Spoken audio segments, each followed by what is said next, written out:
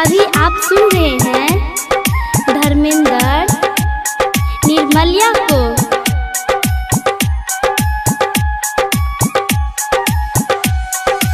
माँ Gayatri recording studio.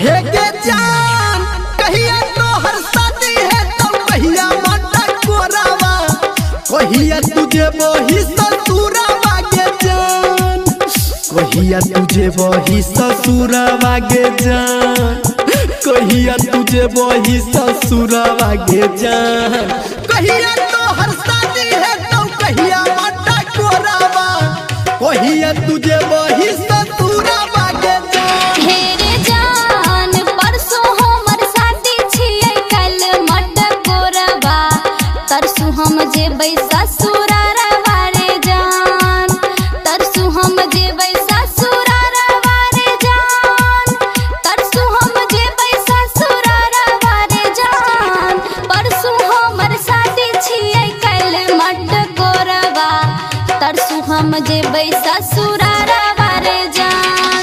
DJ good Madhubani, DJ good Madhubani, DJ good Madhubani.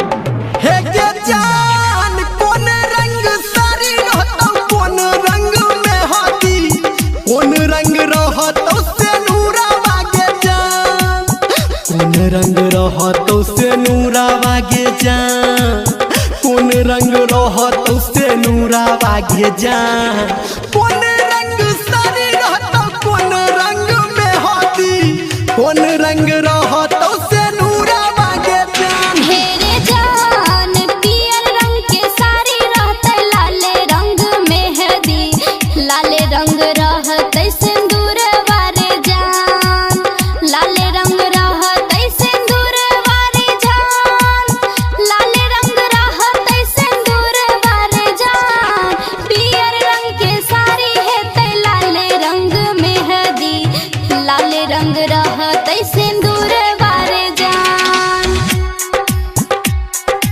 अभी आप सुन रहे हैं सावरिया म्यूजिक।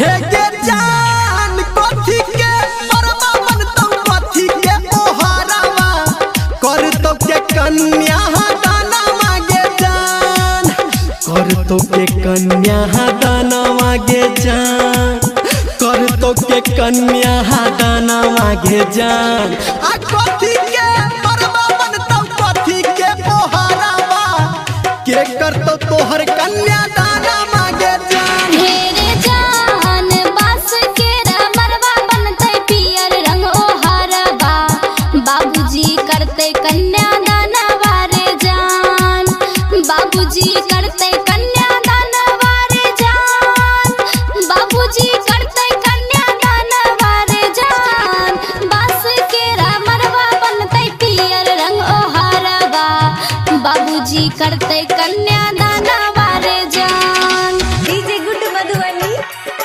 DJ good Madhubani. अभी आप सुन रहे हैं धर्मेंद्र निर्मलिया को।